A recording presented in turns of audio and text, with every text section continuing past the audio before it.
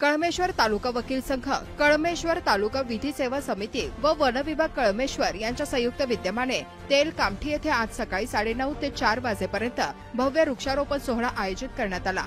या उपक्रमाचे अध्यक्ष व उद्घाटक माननीय श्री दिनेश पी सुराणा, प्रमुख जिल्हा व सत्र न्यायाधीश नागपूर होते।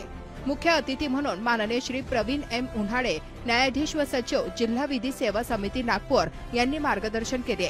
विशेष अतिथी म्हणून माननीय श्री संजीव सरदार, न्यायाधीश दिवाणी न्यायालय सावनेर व माननीय श्री नितीनजी तेलगोटे, जिल्हा सरकारी अभियोक्ता नागपूर आणि माननीय सौ सरिता ताराम, सहाय्यक संचालक व सरकारी अभियोक्ता नागपूर यांची उपस्थिती लाभली। या उपक्रमात अनेक विधिज्ञ, वन अधिकारी, सामाजिक कार्यकर्ते व विद्यार्थी सहभागी झाले। पर्यावरण संवर्धनाच्या दृष्टिकोनातून वृक्षारोपण काळाची गरज असून समाजातील प्रत्येक घटकाने यासाठी पुढे यावे असे आवाहन मान्यवरांनी केले।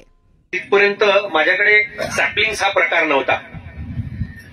आम्ही फक्त बुके परंपरा आमच्याकडे जास्त होती, म्हणजे फुलांना तोडून जे तयार करतात ते बुके आणि सॅपलिंग्स आता जे आपल्याला हे असे गमले दिले ते।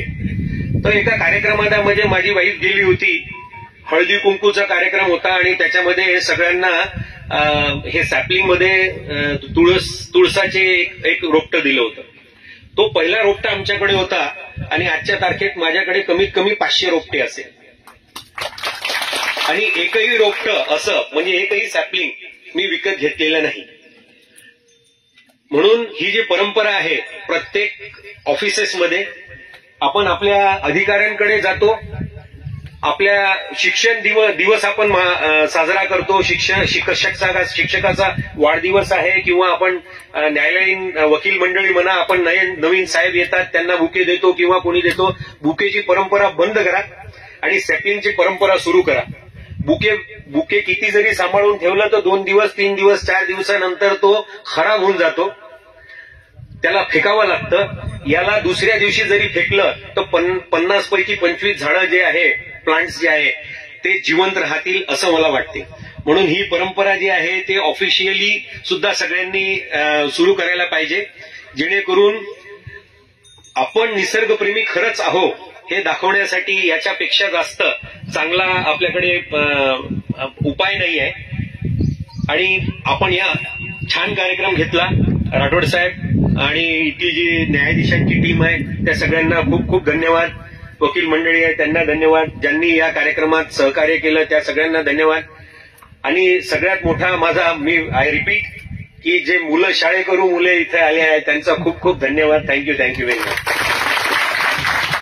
महान्यूज मध्ये आपल्या सर्वांचं स्वागत आहे। मी जितेंद्र कोल्हे। आज हरित क्रांतीच्या दिवसाच्या निमित्ताने इथून न्यायाधीश सावनेर डिव्हिजन ते आलेले आहेत। आपण बघूया की हरित क्रांतीविषयी त्यांचे काय मत आहे आणि लोकांना काय ते प्रेरणा देईल।